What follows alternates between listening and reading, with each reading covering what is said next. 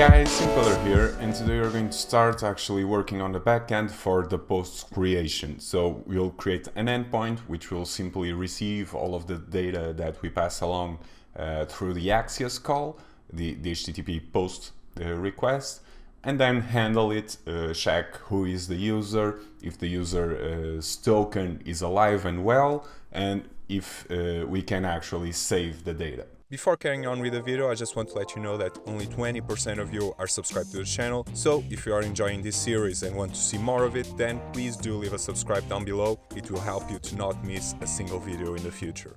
Okay, so let's jump right into it. Come in here, and this is where we left off. Obviously, we left the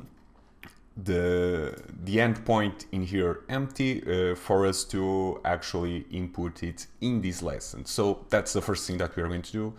Let's come into routes, and I'm going to change the name of user to routes.js because we'll just have one routes.js. I believe that that works better. I know what I said in the second lesson or third lesson, I believe, but yeah, we'll have one routes folder file for everything. Now let's simply copy and paste this because it will still be a post, just the functions will be different. For now, I'm going to clear what's inside it and change the endpoint, obviously. So it will be post and then create. Now, in order to call this endpoint in the front end, all we have to do is to paste it in here in the create.js. Okay, this will make a call to the endpoint that we want. So save it, and the create file is done. Done and dusted, as they say. Now what we have to do is to parse all of the data that we get from the params. So in this case we can simply say const, open curly brackets, let's make this bigger, user, title, description, yeah, description. Is that correctly? Yeah, yes, I believe so. Okay. Then location, number of people, and price per night. Okay, I'm going to come back to the post. These names must match exactly the names that we pass in here, or otherwise it won't work, obviously. And the good thing about using these curly brackets is that now we only have to say that this is equal to, and that's one of the pretty things about this rec.query. This makes our life much easier because with just one line of code we can create a bunch of variables and give them the value that they came in with from the rec.query. So yeah, that's all good. Now we are going to create a function which will be the post.js, and this file will contain all of the functions related to posts. So let's simply say post.js. Okay, that's all good. And then we'll have one model called post.js. Let's create all of those right now. And the first thing that I'm going to focus on is actually the models. I'm going to save this for the time being and leave these endpoints being. I'm going to focus now on the models. So when you come in here, I'm going to create a model just like we did for users. So I'm going to simply copy and paste it here, but the names will be different, obviously. So I'm going to clear this and change the name to title. Okay. I'm going to copy and paste it a bunch of times, and I'll do again for the description, for the location. I know this may seem a little tiring, but because all of this is all the information we need, we have to do it like this. Number of people and price per night. Okay, so this will be number and number. Okay, and in here, instead of user, it will be posts. So I believe that's all done. Instead, here it is post as well, instead of user, and instead of user schema, it is post schema. Okay, that's all done. Now we have the post, but you might ask, how are you going to save the post and connect it to the user? Now, this is a part that's really unique to JSON-driven databases, so Firebase and Mongo in this case. We have to point to the ID of the creator. So let's simply say creator, and in here we say type, and the type, instead of being string, because it is an ID you might think that it is going to be actually mongoose dot schema dot types and dot object ID, which will be the ID of the user, and we are going to reference it from the user document, so from here. Okay, and sorry about that, that's all set and done. But in the user, we must contain a list of all of the posts that the user has made. So we'll do pretty much the same thing as in here. So I'm going to actually copy this and say, instead of creator, I'm going to say posts, and it must have a comma in here. But this will only be able to save one post because it is an array. To make it an array, it is really simple. You just have to place these brackets. I don't know the name of this. Please, if you know, let them down below in the comment section. But yeah, they are the straight brackets, which indicates an array. And now we'll be able to push posts inside here, and it will contain a list with all of the IDs of the posts that the user has created.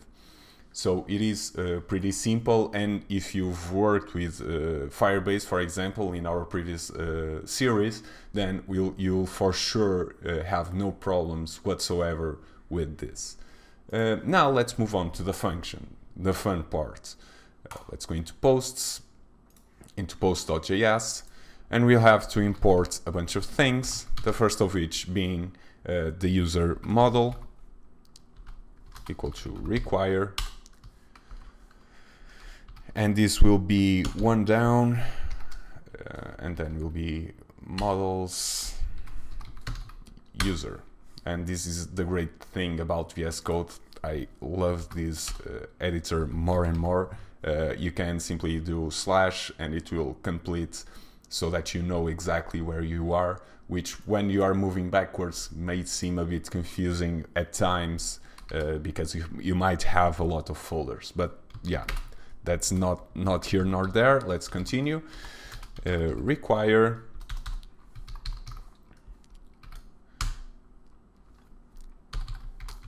models posts, and then we'll also have to have the user function, the user file function, which is this one right here, and this will be in order for us to verify if the user is logged in or not. We'll have to use the verify account function. So let's do user func equals to require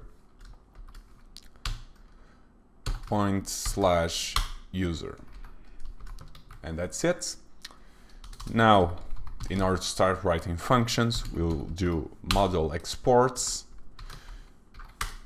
open curly brackets, and then we'll create post. This will be our first function. So open that up like that. And what did I do wrong? Yeah, like this. Not that, some space. Okay. So here we have our function, and we aren't passing any arguments at the moment, so we'll have to come into our routes and simply pick all of this up. come in here. I'm going to close these ones out. And there we go. We have all of the arguments that we need at the moment, but we'll need to create a promise before doing anything else. So let's say new promise, resolve, comma, reject,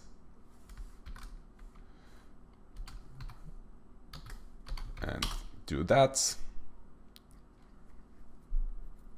Let me just check where it is wrong. I believe we have one bracket more than needed, and we must close the parentheses that comes from the promise. This way it all stays in one line. We don't need to add a return inside it. It will automatically return the new promise, which is a bit different than what we did in the verify account file. Okay, so now we are ready to start working. Let's do user func and verify if the user is correctly logged in. Pass along user and say then results arrow and open up a function. Okay, this function will be called if everything went right and the verify account returned a resolve. Okay, now we are free to start doing const.mPost and we will actually create the post.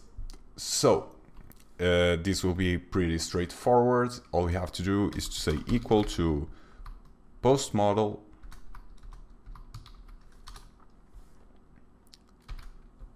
open parentheses, open curly brackets, and now all we have to do is to pass on all of this data. Okay, and we can actually leave it in the same line. I believe it looks good like that. Then we say mposts.save,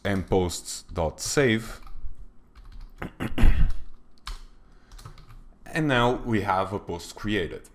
Now we have to do one other thing, which is uploading it to the array of posts that the user has in this entry right here. So you might ask, how can we do this? Well, the first part is to actually find the document of the user that has the ID that's returned to us from the verify account. Then we'll have to push the post into the array that the user has. Okay, so that's the two steps that we have to do. The first is find the user and then push this object into the user's array.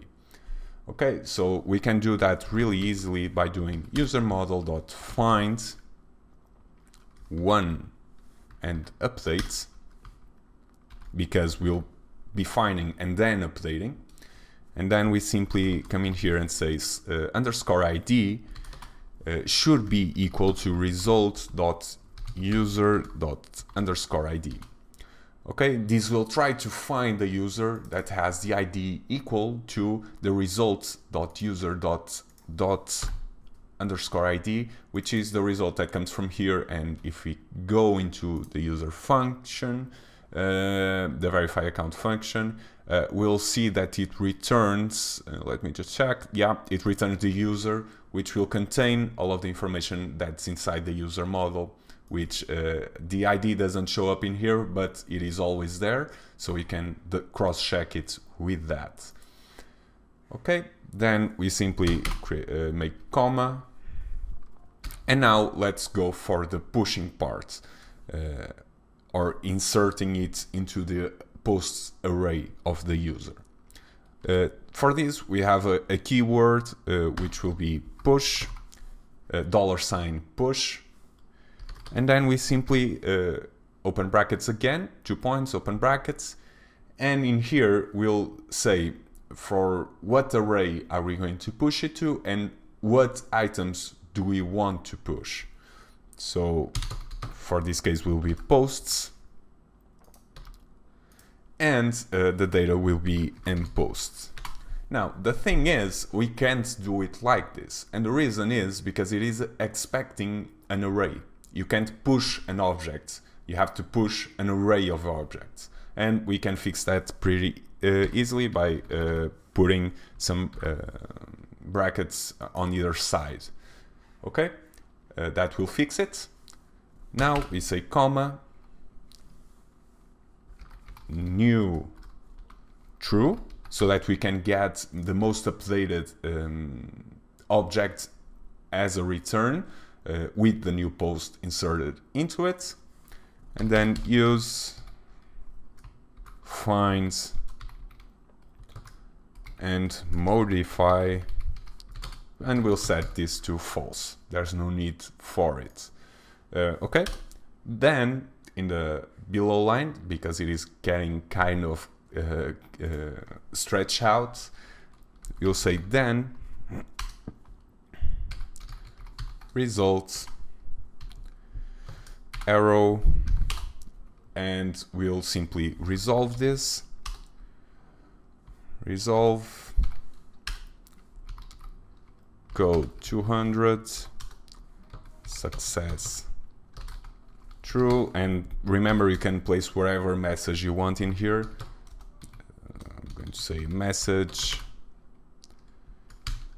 post created successfully. I never know how to write this word, so don't worry about that. And then we'll pass along the post, which will be mpost. In this case, we'll actually pass along the result, which will be the object of the user that created the post. And hopefully, because we have the new set to true, it will already have the ID of the new post that we just created. Okay, and then we simply create a catch just to make sure that the server doesn't crash if there is an error. Equals open arrow curly brackets, and in here it will be basically the same, but instead of resolve it will be reject code 400 success equals to false,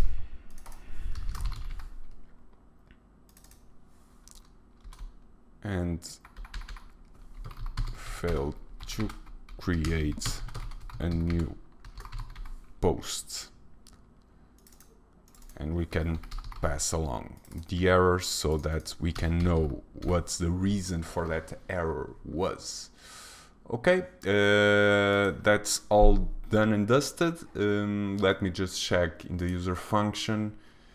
It is returning rejects as it should be. Okay, so we'll have to add another catch in this case, and that catch will be for the verify account function. So let me just check where that is. Then, okay, in here. Then catch error 400 failed to, how can we call it? Actually, we can pass along the error because in here it will reject with this error. So that is the message that we'll get. So let me just do it like this. I believe that should do what I'm believing it does. But yeah, that's all done. Now in the routes.js, all that we have to do is to call that function and handle the errors, or return the errors and return when it goes actually through. So post post. Let me just open it up in the other side. Where is it? Yeah, it is here. Okay. So let's simply do post func dot create post, which is the function that we obviously created right now. Dot create posts, and then we have to pass along all of these parameters. Thankfully, we already have them here, so let's just grab them. And we'll do then results open arrow. This is the same thing as doing the function, but lint ESLint likes it better when you do the arrow. So that's why I started doing it like this, but you can do it like this as well. Don't worry about that. res.json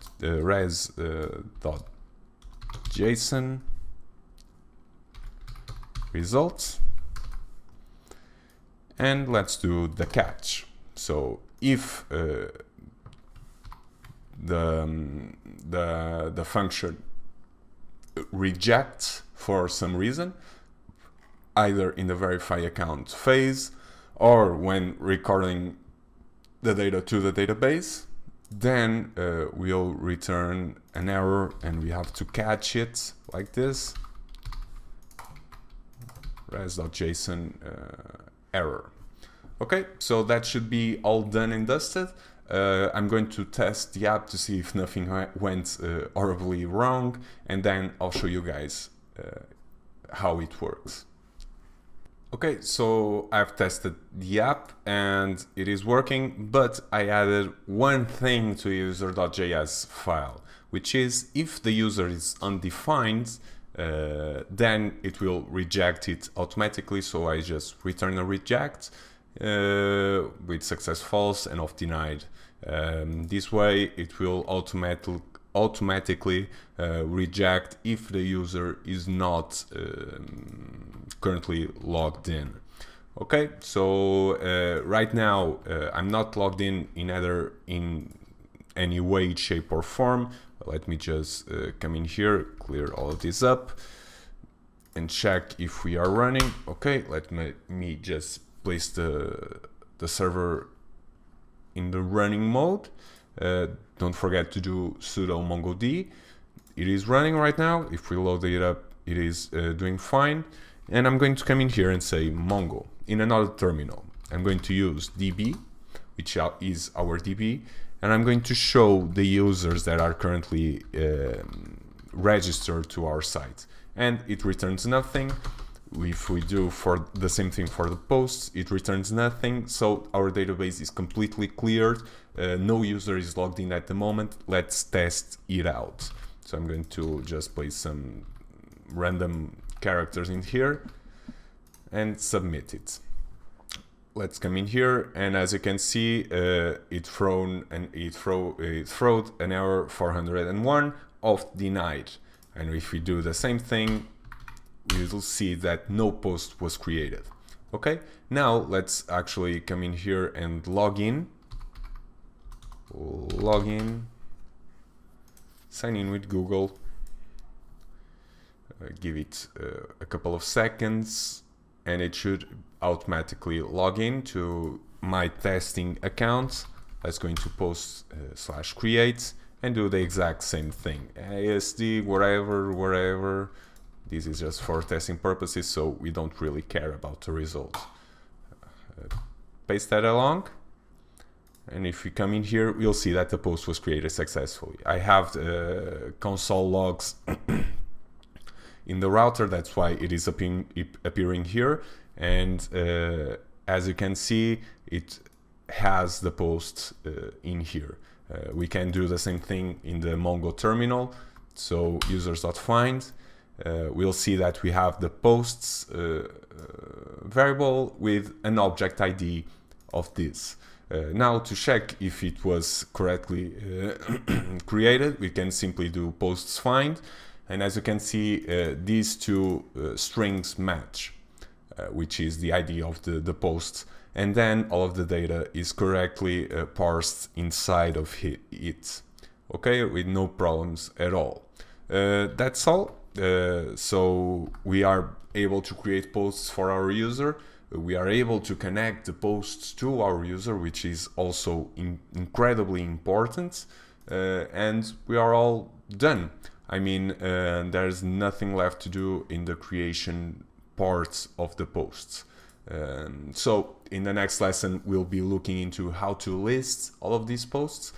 It is also going to be an extremely simple and straightforward lesson. Remember, I'm trying to teach you guys how to use React as we create Airbnb. So I try to keep it as simple, as straightforward as possible. That's all for today. I hope you guys really enjoyed this lesson. If you did, then please do remember to subscribe and to like. All of the buttons are down below. And yeah, I hope to see you again tomorrow, and ciao!